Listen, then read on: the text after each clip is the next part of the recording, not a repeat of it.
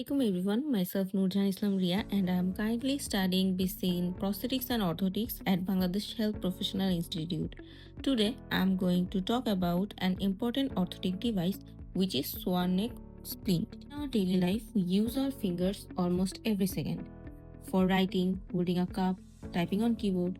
Now just imagine if your finger cannot bend properly or it stays in an abnormal position, the simple daily tasks become very difficult and frustrating. This is where conditions like swan neck deformity come into the picture. Swan neck deformity is a condition of finger where the proximal interphalangeal joint goes into hyperextension and the distal interphalangeal joint goes into flexion. This gives the finger a shape similar to the swan's neck. That is why it's called swan neck deformity. Causes for swan neck are rheumatoid arthritis, trauma or injury of finger, ligament imbalance, untreated mallet finger, or neurological condition affect hand function. And the risk factors are weakness of intrinsic hand muscle, previous finger injuries, poor hand biomechanics, and lack of early treatment. Splint works based on the 3-point pressure system. The primary force is applied at the proximal interphalangeal joint to prevent the hyperextension. Two counter forces are applied proximally and distally to stabilize the finger. So basically, one force pushes the proximal interphalangeal joint into slight flexion and two opposite forces maintain alignment and balance. Now we will see the fabrication process of swan neck splint. First of all, the materials and equipments that we need. Required materials are Orthotic, measurement tape, marker, scissor, knife, heat gun, hot water, drill machine, towel, goniometer. Next step is measurement. So firstly, we have to take circumference measurement which are below from the proximal interphalangeal joint and below from the distal interphalangeal joint, and both of the circumference measurement will divided into 2 by 3. The reason for multiplying by 2 by 3 is that we will cover only the 2/3 of the deformed finger, and nextly we have to take the height which is from the proximal interphalangeal joint to distal interphalangeal joint. So I took the measurements from my patient's finger according to the calculation I showed before. Then I record these measurements on paper and perform necessary calculations.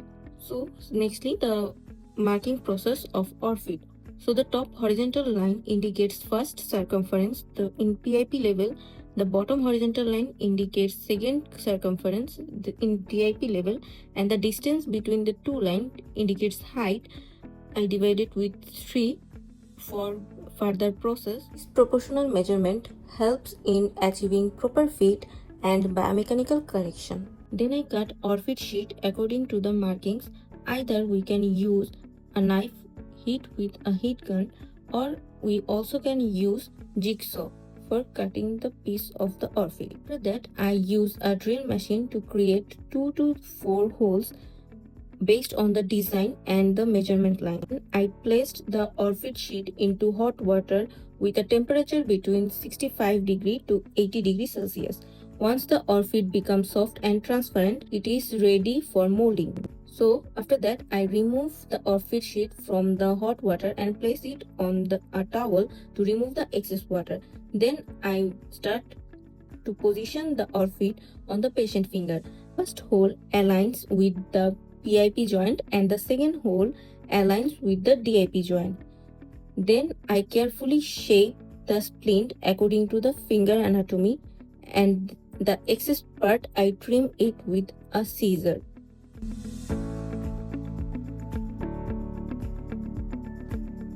Check finger movement using a goniometer. The finger should remain in slight flexion. After it gets hard enough, I remove the splint and smooth and round the edges using hot water. This ensures the splint does not cause pain or skin irritation. This is how a swan neck splint is fabricated and applied for managing swan neck deformity. I hope this video helped you understand both the condition and orthotic management in a simple and practical way. Thanks for watching.